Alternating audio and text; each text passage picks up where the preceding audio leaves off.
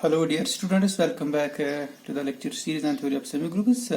Today we will discuss equivalence relations. Okay.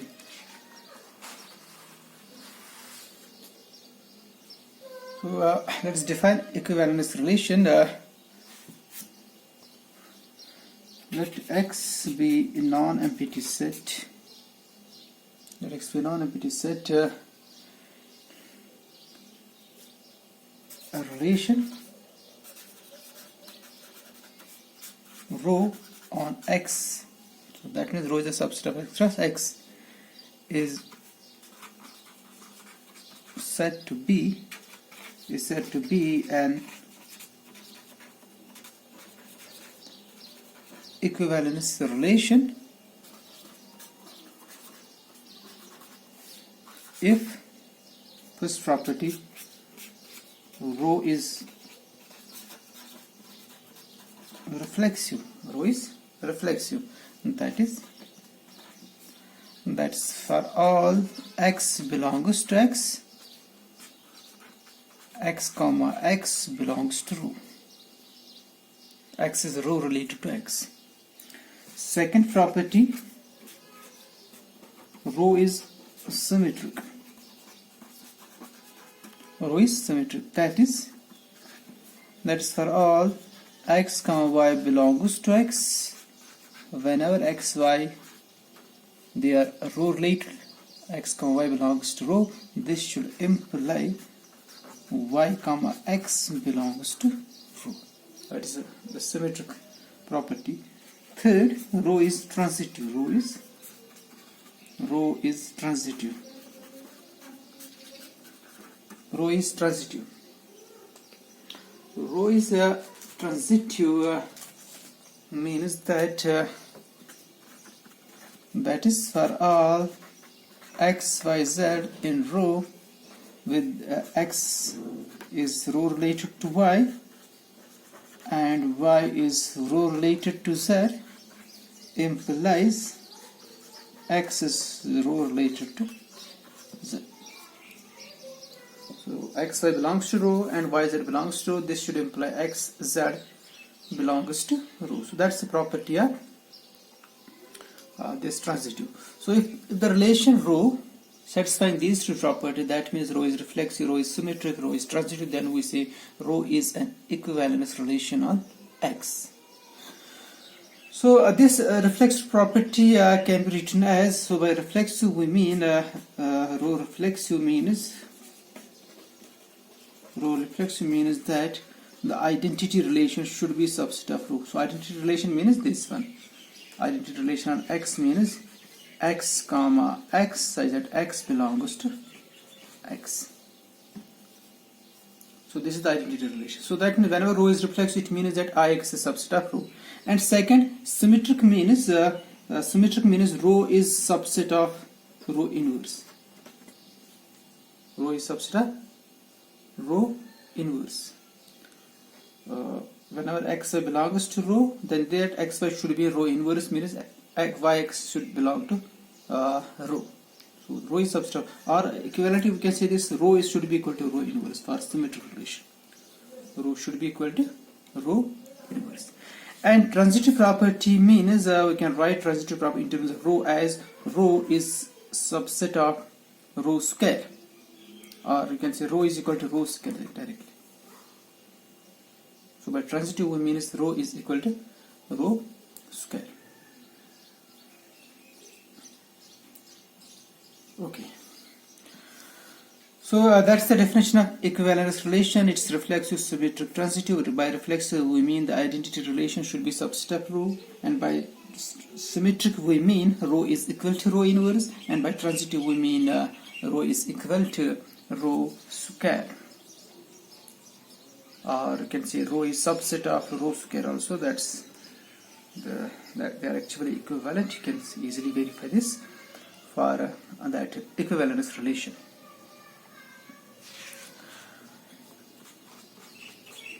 Now one thing that you had done in your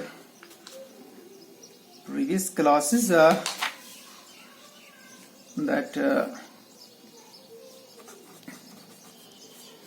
that the equivalence class is you know the definition of equivalence class. Let's define first equivalence class. So let row be an equivalence relation on X. Then for all X belongs to X, we define X row that's equal to those elements of X such that X comma Y belongs to row.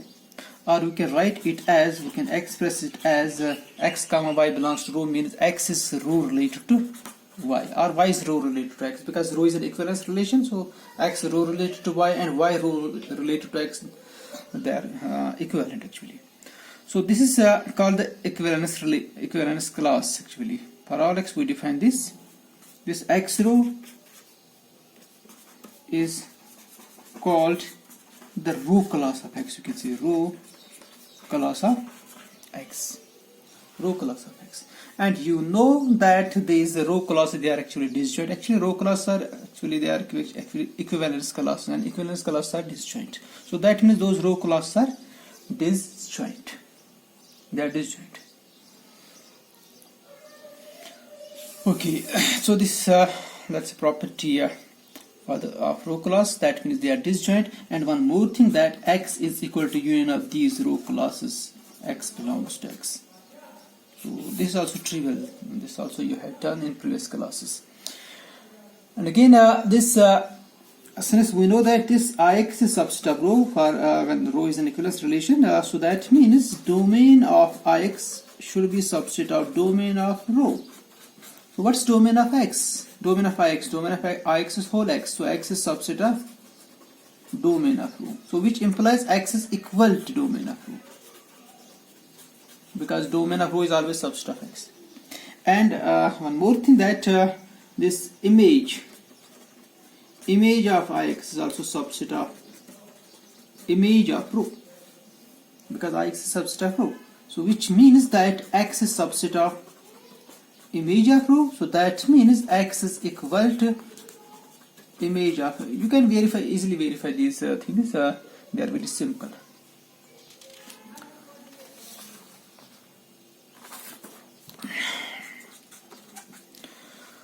So as already discussed, this the set it's given by this X row, X belongs to X. It gives a partition. Partition of X means they are disjoint. They are disjoint, and their union is X. X row is actually subset of X. So it consisting of the elements of X that are row related to X. Okay, so it's a subset of X actually, and they are also disjoint, and their union is whole X. So that's the definition of partition. So this gives a partition of X. Now, but important is the converse. So converse is, suppose that we have a partition. We have certain partition of X. So let's denote that partition with pi. Let pi be the partition AI. I is in certain index set I. Be a partition of X. Then you can easily verify partition means that they are disjoint and their union is whole X. Okay, that's, you know, the definition actually. Now we define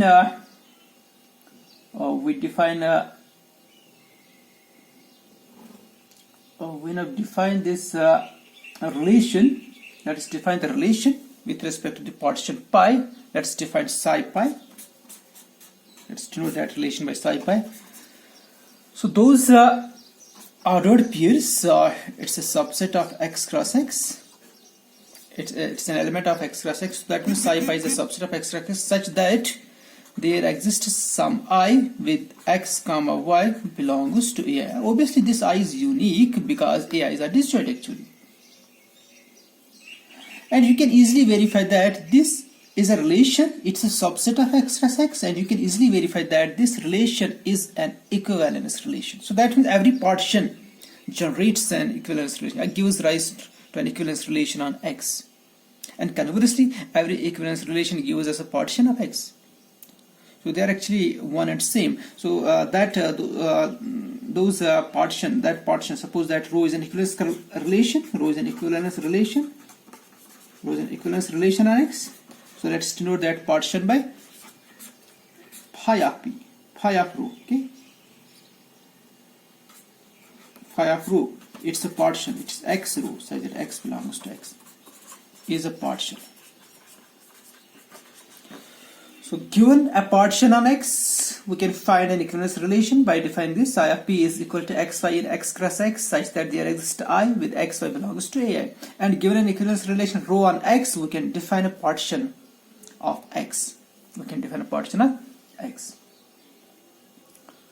So it's very simple. Now you need to verify that if I apply. Now let's look at this. This is an equivalence relation. Now I can't find the partition with respect to that equivalence relation, because every equivalence relation gives us a partition. So this is an equivalence relation.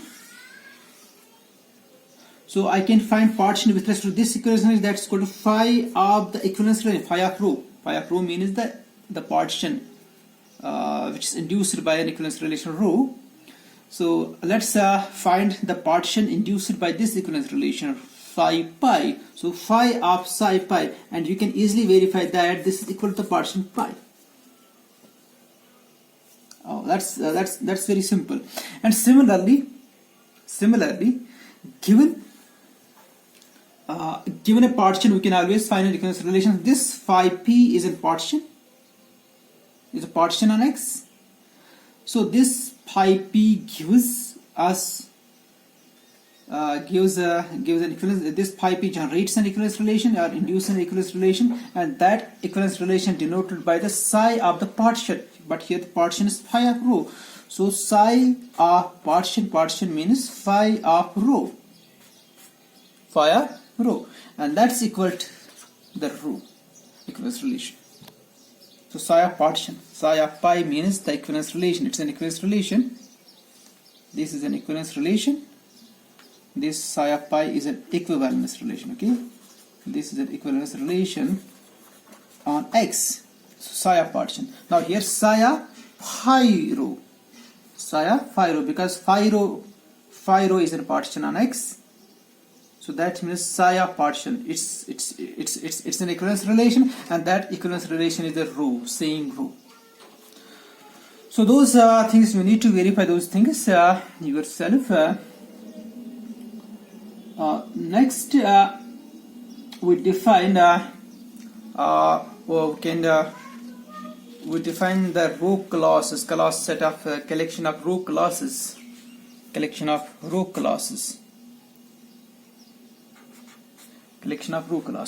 So given let rho be an equivalence relation, let rho be an equivalence relation on X. Then X over rho is denoted by it's a set of all equivalence clauses. Okay, it's a new set now, set of equivalence clauses. It's also actually a partition that you would already discussed it. But here is an important property of that set. We can define a map that's called rho natural from X to X over rho by X of rho natural is equal to rho class of X. So as in case of groups, given a group G and a normal subgroup N of G, we can define a map phi from G to G by N by G phi is equal to Gn, the coset, left coset.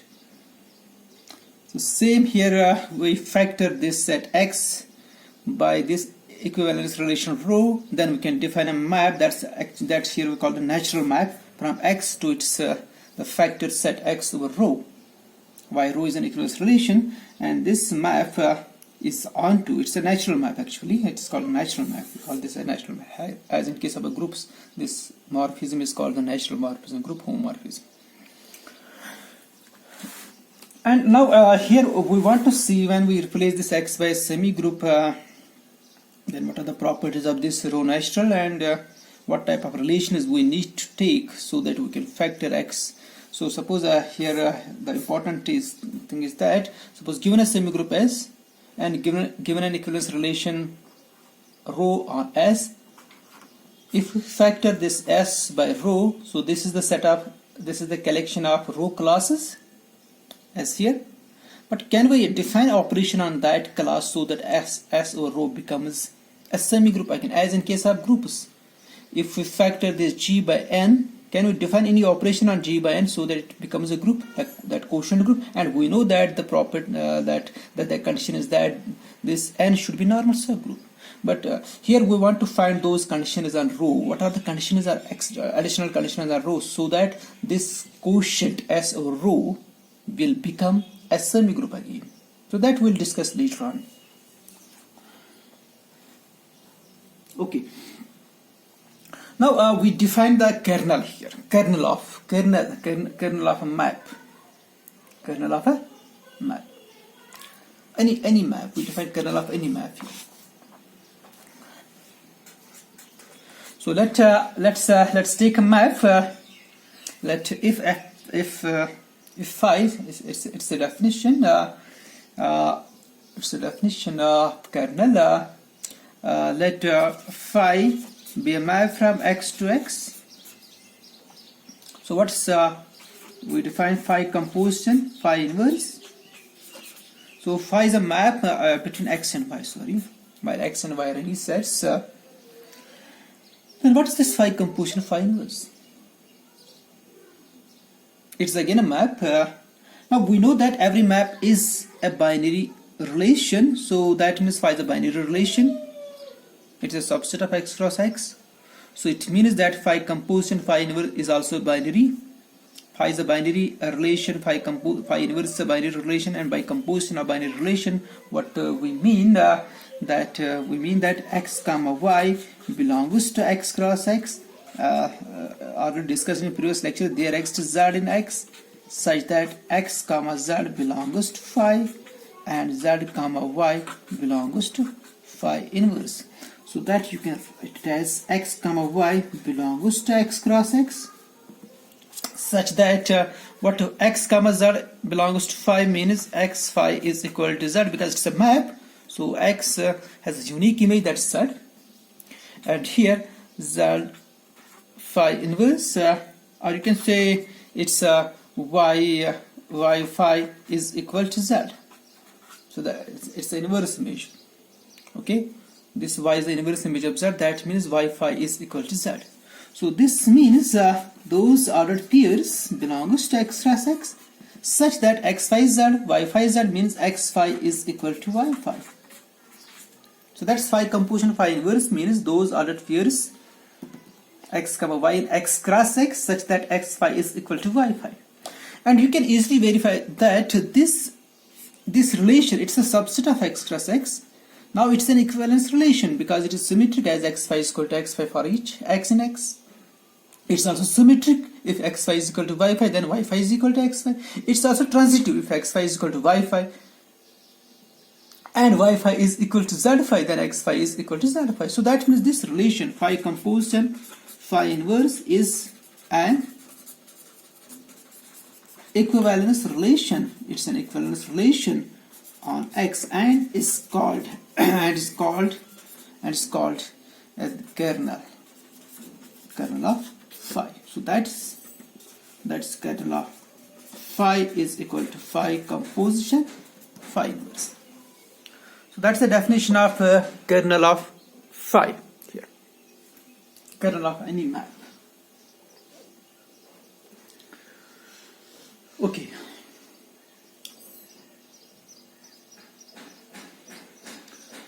Now, as already discussed, that row natural, where if row is an equivalence relation, okay. If row is an equivalence relation, then we have that map row natural. That's called row natural. It's a map from X to X over row, defined by X row natural is equal to row class of X. This map. It's a map. So it's a map between these two sets, X and X rho. So again we can define here kernel of this map, kernel of rho natural. And the important thing is that this kernel, it's a relation on X, as already discussed it. This kernel is equal to the equivalence relation, that equivalence relation. It's already on X. So again, it's simple. So let me prove this. So suppose both are relations, both are subsets of X cross X. So let's take any pair here, so that X comma Y belongs to kernel of rho natural. So that means X rho natural is equal to Y rho natural. That's the definition of kernel. So it means that X rho natural is equal to Y rho natural. So they are same equivalence class. That means X is rho related to Y. So which means X comma Y belongs to rho. So simple. So any pair in kernel of rho natural belongs to rho. So that means kernel of rho natural is subset. So which implies kernel of rho natural is subset of rho. And converse again simple. Conversely assume that XY belongs to rho. Conversely assume that XY belongs to rho, which means that the rho class of X is same as rho class of Y. So what's rho class of X? It's equal to X rho natural, which implies X rho natural is equal to Y rho natural. So that means if they are equal, so which means that X comma Y belongs to kernel of rho natural. That's the definition of kernel of map. So any pair in rho belongs to kernel of rho natural. So thus these two are equal. Kernel of rho natural is equal to rho. Is equal to rho. Is equal to rho. And that the intersection of any relation is again a relation on X. So that's a simple. That's not difficult. If we have any family rho I, be a family of relations. Be a family of relations on X. So then the intersection rho I belongs to is again a relation on X. That's simple. Is again a relation on X, because each rho I is subset of X cross X, so their intersection is also a subset of X cross X. So that means intersection is again a relation on X. But we take any relation. We take any relation R on X. Let's take any